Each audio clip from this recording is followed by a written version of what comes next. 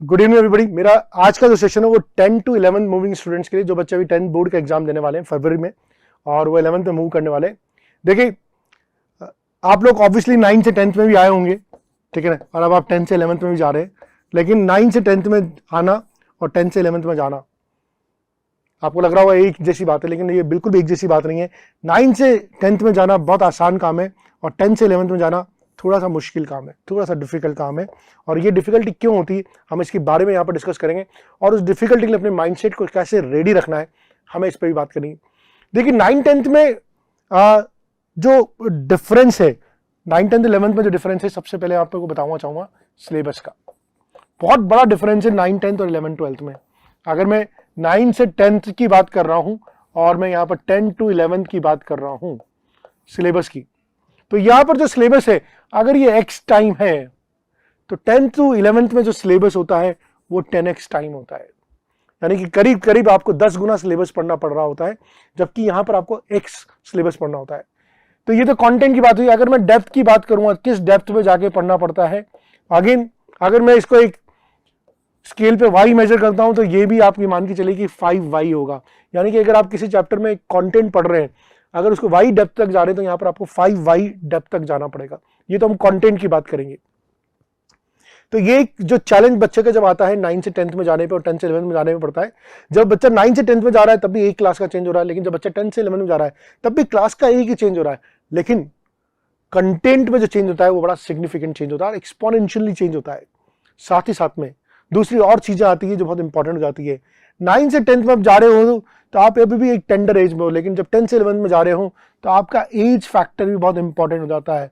ये वो एज हो जाती है जिसको हम बोलते हैं एडोलेसेंस एज, जहां पर बहुत सारे हमारे बहुत सारे डिस्ट्रैक्शन डेवलप होना शुरू हो जाते हैं और यहाँ पर बहुत छोटी चीजें बहुत इंपॉर्टेंट हो जाती है। मतलब आपके स्टेटस पे, आपके डीपी पे, आपके दोस्त ने कमेंट किया नहीं किया, आपके फ्रेंड ने कमेंट किया नहीं किया, ये भी बहुत इंपॉर्टेंट हो जाते हैं। तो एज यहाँ पर बड़ी नॉर्मल रोल प्ले करती है, लेकिन यहाँ पर एज बड़ा क्रिटिकल रोल प्ले करती है। आपकी एज जो होती है ये भी एडोलेसेंस एज हो जाती है।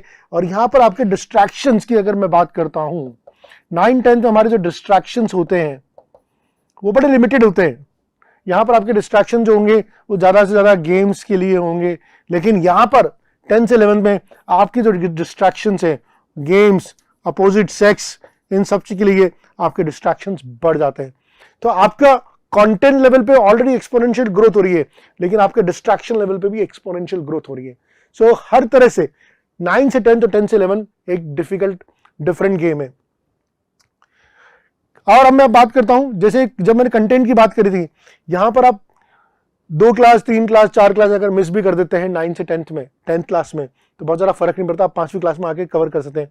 लेकिन स्पेशली जब आप 11th क्लास में जा रहे हैं और अगर आप जेई की तैयारी कर रहे हैं या नीट की तैयारी कर रहे हैं, अगर आपने किसी सब्जेक्ट की 2 क्लासेस मिस कर दी तो पूरा का पूरा चैप्टर आपका वॉश आउट हो जाता है। तो ये जो डिफरेंस है, ये चैलेंजेस जो है, ये हमें समझने पड़ेंगे as a student, as a parent भी हमें समझना पड़ेगा कि बच्चे के सामने किस तरह के चैलेंजेस आएंगे और बच्चे को उसके लिए मेंटली प्रिपेयर भी करना पड़ेगा उन चैलेंजेस के लिए। यहां पर अगर मैं रिलेशनशिप की बात करता हूं तो यह भी एक मेजर इश्यू आ जाता है। यहां पर हमारे रिलेशनशिप, हमारे पेरेंट्स के साथ कैसे रिलेशनशिप होते हैं, पेरेंट्स के साथ हमारे रिलेशनशिप यहां पर कैसे होते हैं। यहां पर एक रिलेशनशिप आपके बड़े नॉर्मल लेवल पर रहेंगे, लेकिन 11th में आते आते आपके रिलेशनशिप में भी बड़ा स्ट्रेस आ जाता है, बहुत स्ट्रेस आ जाता है, बिकॉज पेरेंट्स की एक्सपेक्टेशन भी आपके साथ बढ़ जाती है। और एक्सपेक्टेशन बढ़ने के रीजंस भी है क्योंकि यहाँ पर स्टेक्स बहुत हाई हो जाते हैं। मैं अभी एक नीट का एक सेशन लेके आ रहा हूँ, मोटिवेशन सेशन, जहां पर मैंने बात करी कि स्टेक्स का क्या मतलब है। तो मैं आपको बात कर रहा था रिलेशनशिप की, पेरेंट्स की एक्सपेक्टेशन भी बहुत हाई हो जाती है यहाँ पर जाके, तो यहाँ पर कन्फ्लिक्ट पेरेंट्स के साथ भी बढ़ जाते हैं। तो अभी तक आप अपने सिर्फ पीयर ग्रुप को मैनेज कर रहे थे, अभी तक आप अपने सिर्फ पीयर ग्रुप को मैनेज कर रहे थे, यहां पर आपको अपने पेरेंट्स को भी मैनेज करना पड़ेगा, पेरेंट्स को भी मैनेज करना पड़ेगा, क्योंकि स्टेक्स बहुत हाई हैं। कैसे स्टेक्स हाई हैं? Let's say if you are a student preparing for NEET, आपके 9th क्लास में 80% मार्क्स आए, 85% मार्क्स आए, 90% मार्क्स आए, या 10th क्लास में आपके 95% मार्क्स आए, या 90% मार्क्स आए, या 99% मार्क्स आए, कोई मैटर नहीं करता है। जब आप 11th 12th में आते हैं इन सब का कोई ज्यादा फर्क नहीं पड़ता, कोई सिग्निफिकेंस नहीं है, बिकॉज आपका 11th-12th में जो करियर डिसाइड होगा वो नीट, जेई, अगर आप स्पेशली साइंस मैथ्स की तैयारी कर रहे हैं और इंजीनियरिंग या मेडिकल की तैयारी कर रहे हैं तो नीट और जेई पे डिपेंड करेगा, जहां पर 10th-12th की परसेंटेज का कोई मतलब नहीं है। लेकिन हम 9-10 में इसको लेके थोड़ा सा एक अलग लेवल पे पैरानॉइड होते हैं, लेकिन जब आप जेई और नीट पे आ जाते हैं तो स्टेक्स डिफरेंट हो जाते हैं। कैसे स्टेक्स डिफरेंट हो जाते हैं, मैं आपको एग्जांपल देता हूं। नीट से, let's say if you are a NEET aspirant, आप नीट की तैयारी कर रहे हैं। अब आप देखिए नीट में क्या होता है। नीट में जो कॉलेजेस की फीस होती है, मेडिकल कॉलेजेस, हमें मालूम है कि अप्रॉक्सीमेटली 90,000 मेडिकल की सीट्स होती है, और ये 2 साल जो होते हैं 11-12 की आपकी तैयारी के लिए बड़े क्रिटिकल हैं। 90,000 सीट है, उसमें 45,000 सीट गवर्नमेंट कॉलेजेस की होती है, 45,000 seat approximately private medical colleges की होती है।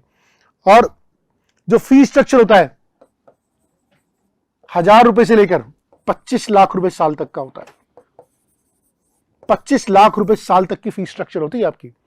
अगर आप एम्स दिल्ली जैसे कॉलेज में चलेंगे तो 1,000 रुपए साल में भी काम चल जाएगा, और अगर आप किसी प्राइवेट कॉलेज में एडमिशन लेने जा रहे हैं तो 25 लाख रुपए साल का खर्चा है। तो आप देख सकते हैं एक बच्चा अपनी एमबीबीएस 5,000 रुपए में करके निकल रहा है, और एक बच्चा करीब करीब 1.25 करोड़ रुपए अपनी एमबीबीएस पे खर्च कर रहा है। तो स्टेक्स बहुत हाई हो जाते हैं। और ये स्टेक्स कैसे हाई होते हैं इसका भी एग्जांपल देता हूं। अगर आपके 620 नंबर से ऊपर आ रहे हैं, है ना, अगर आपके 620 के ऊपर नंबर आ रहे हैं, मतलब लेट्स से कि आपको गवर्नमेंट मेडिकल कॉलेज में जाए, लेकिन आपका अगर 620 के, अगर आप जनरल कैटेगरी के और आपके लेस देन 620 मार्क्स आ रहे हैं नीट में, जो कि बहुत कुछ डिपेंड करता है आपकी 11th एंड 12th की तैयारी के ऊपर, यहां पर 620 के ऊपर मार्क्स 620 के नीचे मार्क्स आ रहे हैं, तो शायद आपको 8 लाख रुपए साल का खर्च करना पड़ेगा किसी पेमेंट सीट पे जाने के लिए गवर्नमेंट मेडिकल कॉलेज में। आजकल बहुत सारे गवर्नमेंट कॉलेज में पेमेंट सीट भी होती है जहां पर 7 से 8 लाख रुपए का खर्चा होता है। ये 8 लाख रुपए जो साल का खर्चा है, अगर हम इसको पूरे एमबीबीएस से मल्टीप्लाई करेंगे तो 40 लाख रुपए के आसपास आता है कुछ। 620 के ऊपर, 620 के ये। लेकिन अगर आपका स्कोर 600 के नीचे रह जाता है, 600 के नीचे आ जाता है, तो आपको ये भी नहीं मिलता है। You don't even get it this, आपको ये भी नहीं मिलता है। आप ये 20 नंबर के अंतर पे, 3 या 4 क्वेश्चन के अंतर पे आपकी जो फीस होती है बढ़ के 16 लाख से 25 लाख के बीच में कुछ भी हो सकती है। ये 1 साल की फीस की बात कर रहा हूं मैं। अगर 4 साल की फीस की बात करेंगे तो ये 5 साल की फीस की बात करेंगे, 5 से मल्टीप्लाई कर देंगे इसको। तो आप देखिए आपकी जो 11-12 की तैयारी होती है इसमें स्टेक्स बहुत बड़े हाई होते हैं। इनफैक्ट जो बच्चा नीट की तैयारी करना शुरू करता है 11-12 में, जैसे ही वो आता है नीट की तैयारी करना शुरू कर देता है, और जब पेरेंट्स के पास 11 के बीच में बच्चे के नंबर जाने शुरू कर देते हैं कि, और वो दिख रहे हैं कि नंबर 300 आ रहे हैं, 400 आ रहे हैं, या 450, 500 के आसपास नंबर आ रहे हैं, तो पेरेंट अपनी ऑलरेडी कैलकुलेशन करना शुरू कर देते हैं कि इसका बाई चांस नीट में नहीं हुआ तो हम इसको कैसे प्राइवेट मेडिकल कॉलेज में भेजेंगे, उसके लिए कैसे रिसोर्सेज अरेंज करने हैं, कैसा पैसा अरेंज करना है, ये ऑलरेडी उनकी प्लानिंग का हिस्सा बन चुका होता है। तो 11-12 में जो प्रेशर लेवल है पेरेंट्स के ऊपर वो आपसे ज्यादा है, आपसे ज्यादा पेरेंट्स के ऊपर प्रेशर लेवल है। तो इस समय पेरेंट्स को मैनेज करना भी एक बहुत बड़ी चीज है। वो कंटिन्यूसली आपसे कुछ ना कुछ एक्सपेक्ट कर रहे होंगे कि आप अपनी क्लासेस को रेगुलर अटेंड करें, आप होमवर्क को टाइम रेगुलर अटेंड करें, आप बहुत ज़्यादा मोबाइल पे समय नहीं बिताएं। और यही वही टाइम है जब आप इन सब चीज़ों में आपका है ना इंटरेस्ट डेवलप हो रहा होगा। एडोलेसेंस एज में, चाहे वो मोबाइल को लेके हो, चाहे अपोजिट सेक्स के लेके, इन सब चीज़ों में आपका इंटरेस्ट बढ़ रहा होगा। और ये जो कॉन्फ्लिक्ट मैनेजमेंट है, ये एक बहुत बड़ा स्कोप है कि आप अपने पेरेंट्स को कैसे मैनेज करेंगे। तो ये सब चैलेंजेस जब स्पेशली आप 10th से 11th में जा रहे होते हैं तब आ रहे होते हैं। अब हमने इसके बारे में बात तो कर ली, लेकिन एक बहुत इंपॉर्टेंट क्वेश्चन आता है कि हम सबको मैनेज कैसे करें। How do we manage all this things. देखिए मैनेज करने का जो तरीका है, how do we manage all this thing, बात तो कर ली कि ये सब इश्यूज हैं, हाउ डू वी मैनेज। सबसे पहला तरीका जो होगा, choose your company, choose your friends. यहां पर आपके जो फ्रेंड्स होंगे या आपका पीयर ग्रुप होगा, ये बहुत क्रिटिकल फैक्टर होगा। आप जहां पर भी रह के 11-12 की तैयारी कर रहे हैं, जहां भी रह के तैयारी कर रहे हैं, आप जिस भी कोचिंग में रह के तैयारी कर रहे हैं, आपको अपने फ्रेंड्स को ढंग से चूज करना पड़ेगा। बिकॉज आपका पीयर ग्रुप डिसाइड करेगा कि आप लाइफ में कहां तक जाएंगे। और किसी ने सही कहा है कि अगर आपको किसी आदमी का कैरेक्टर देखना है तो उसके 4 दोस्तों से बात कर लीजिए, आपको उस आदमी के कैरेक्टर के बारे में मालूम पड़ जाएगा। तो आपका पीयर ग्रुप बहुत इंपॉर्टेंट है। यहां पर अगर आपका पीयर ग्रुप ड्रिवन है, दे आर ड्रिवन पीपुल, तो आप भी ड्राइव करेंगे। लेकिन आपका पीयर ग्रुप स्लो है तो आप भी स्लो हो जाएंगे, ये याद रखिए। तो पीयर ग्रुप जो है वो बहुत ड्रिवन होना चाहिए, ये बहुत इंपॉर्टेंट फैक्ट है। और ये पीयर ग्रुप आपको तभी अच्छा मिल सकता है व्हेन यू स्टडी ना, आप कोचिंग इंस्टीट्यूट के गुड बैचेज में पढ़ें, अच्छे बैचेज में पढ़ें। अगर आप अच्छे बैचेज में पढ़ते हैं तो आपको पीयर ग्रुप बहुत अच्छा मिलता है, आपको रिसोर्सेज बहुत अच्छे मिलते हैं, आपको पर्सनल अटेंशन ज्यादा मिलता है, आपको ज्यादा अच्छे टीचर्स मिलते हैं, और उसकी वजह से आप उस अपनी एकेडमिक लाइफ के वर्चुअस साइकिल में आ जाते हैं, वर्चुअस साइकिल में आ जाते हैं। देखिए दो तरह के साइकिल होते हैं, एक होता है विशियस साइकिल, एक होता है वर्चुअस साइकिल। वर्चुअस साइकिल मतलब आप पॉजिटिव होना शुरू कर देते हैं, और विशियस साइकिल का मतलब है आप नेगेटिव होना शुरू कर देते हैं। तो आपको अपने एकेडमिक जर्नी के वर्चुअस साइकिल में आना है। उसका एक बहुत बड़ा रीजन हो सकता है कि आप अपने फ्रेंड्स को अच्छी तरह से चूज करें, और भी चीजों के बारे में बात करेंगे। बिकॉज 11-12 की जो पढ़ाई है ये एक साइनसोइडल कर्व है, साइनसोइडल कर्व है, ये बिल्कुल लाइफ की तरह है, ठीक है ना, जहां पर आप कभी जीरो होंगे, कभी आप मैक्सिमम पे होंगे, कभी वापस जीरो होंगे, कभी मिनिमम पे होंगे। आप यहां पर भी हो सकते हैं, आप यहां पर भी हो सकते हैं, आप यहां पर भी हो सकते हैं, यहां पर भी हो सकते हैं, यहां पर भी हो सकते हैं। So you need to have a lot of passion, lot of perseverance होना चाहिए। आपको वेट करना पड़ेगा। आप यहां पर हो रहे हैं तो इसकी आपका मतलब है कि आपका d y by d x, क्योंकि अगर हम इस पॉइंट पे स्लोप निकालते हैं तो d y by d x जो थीटा होता है 90 डिग्री से कम आता है, आपका स्लोप पॉजिटिव आता है। यहां पर आपका स्लोप जीरो आ रहा है और यहां पर आपका स्लोप नेगेटिव आ रहा है। तो ये सब आपकी जर्नी, एकेडमिक जर्नी में आएगा 11th एंड 12th में, बहुत बार आएगा। लेकिन इंपॉर्टेंट चीज ये है कि जब आप जीरो पे होंगे या नेगेटिव होंगे तब आप कैसे बाउंस बैक करते हैं। यहां पर आपका एटीट्यूड इंपॉर्टेंट हो जाएगा, यहां पर आपका एटीट्यूड इंपॉर्टेंट हो जाएगा। आप कैसा एटीट्यूड लेके 11-12 की तैयारी करने आते हैं। बिकॉज ये 9-10 वाला एटीट्यूड नहीं चलेगा, 9-10 वाला एटीट्यूड नहीं चलेगा। 2 क्लास छोड़ दी, 3 क्लास छोड़ दी, मूवी देखने चले गए, खाना पीने चले गए, ठीक है ना, अपनी लाइफ स्टाइल के साथ कंप्रोमाइज कर लिया। यहां पर अगर आप कुछ भी कंप्रोमाइज करते हैं, जैसे मैंने बोला था, अगर 1 क्लास से 2 क्लास भी लगातार छूटती है तो पूरा चैप्टर गायब हो जाता है। एंड बिलीव मी, 99% बच्चा जो जेई या नीट की तैयारी कर रहा होता है वो अपने बैकलॉग से स्ट्रगल कर रहा होता है, अपने बैकलॉग से स्ट्रगल कर रहा होता है। बिकॉज कोर्स इतनी स्पीड से मूव कर रहा होता है, it does not give you time, it does not give you time कि आप 10 दिन घूम के आ गए, 10 दिन बीमार हो गए, फिर आप आराम से आके कवर कर लेंगे। बिकॉज आपका जो करंट सिलेबस है वो इस स्पेस पे चल रहा होता है कि वो आपको पीछे का उठाने की इजाजत नहीं देता है। इसलिए एक डिसिप्लिन और एक कंसिस्टेंसी बना के काम करना बहुत इंपॉर्टेंट हो जाता है। एंड दिस डिसिप्लिन और दिस कंसिस्टेंसी है जो सबसे बड़ा टेक ऑफ पॉइंट है। क्योंकि इस बात से फर्क नहीं पड़ता कि आप 95% मार्क्स लाएं बोर्ड में, या 90% मार्क्स लाएं बोर्ड में, या 70% मार्क्स लाएं, इससे बहुत ज्यादा फर्क नहीं पड़ता आपकी 11-12 की तैयारी में। इंपॉर्टेंट चीज ये है कि आप कितने कंसिस्टेंट है अपनी अप्रोच में, आप किस एटीट्यूड से यहां पर आए, ये ज्यादा इंपॉर्टेंट हो जाता है।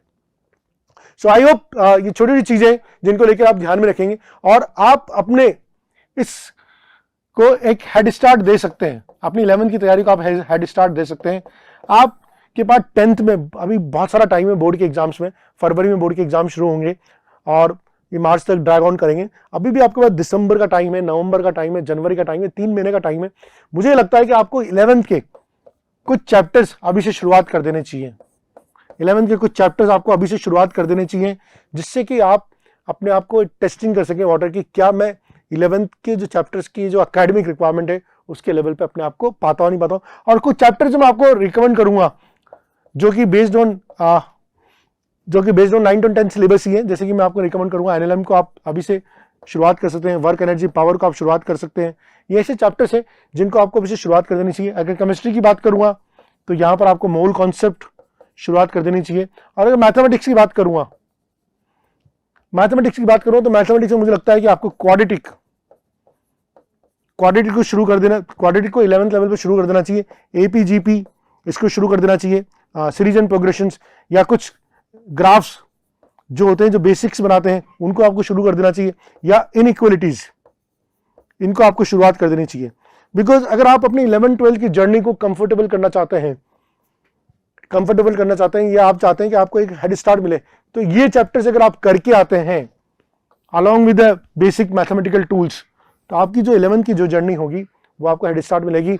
आपका एक बार स्लोप पॉजिटिव हो गया, आपका अगर dy/dx पॉजिटिव हो गया और अगर आपने वो ग्रोथ रेट मेंटेन करी, फिर आपको सफल होने से कोई रोक नहीं सकता। और ये हेड स्टार्ट आपकी लाइफ में जरूरी है। आप इसके लिए कोई कोर्स ज्वाइन करें, कोई बुक्स परचेज करें, what ever you do it, but जितना टाइम अभी आपको 10th में मिल रहा है अभी, उतना टाइम आपको 11th में नहीं मिलेगा। और ये जो टाइम आप इनमें लगाओगे, ये आपको 15 से 20 दिन का या 1 महीने का हेड स्टार्ट देगा। और एक बार आपका प्रोजेक्शन अच्छी जगह चला गया, आप अच्छे बैच में एंटर हो गए, आपको अच्छे टीचर मिल गए, अच्छा कॉम्पिटिशन मिल गया, अच्छा पीयर ग्रुप मिल गया, तो आप वर्चुअस साइकिल में एंटर हो जाओगे। और अगर आप ये नहीं करोगे, एक एवरेज बच्चे की तरह 11th में एंटर करोगे, तो आपका स्ट्रगल बहुत मुश्किल होगा। और बहुत कई बार ऐसा भी होता है कि आप उस स्ट्रगल को आप झेल ही नहीं पाए। तो give yourself a head start. कुछ चैप्टर्स आप शुरुआत कीजिए 11th के, अभी बहुत टाइम है हमारे पास, और अभी कोई कंपटीशन एग्जाम भी 10th में नहीं आ रहा है, तो इन चैप्टर से फोकस करके आप अपने आप को एक बार बढ़िया हेड स्टार्ट दे सकते हैं। That's all for my side, thank you.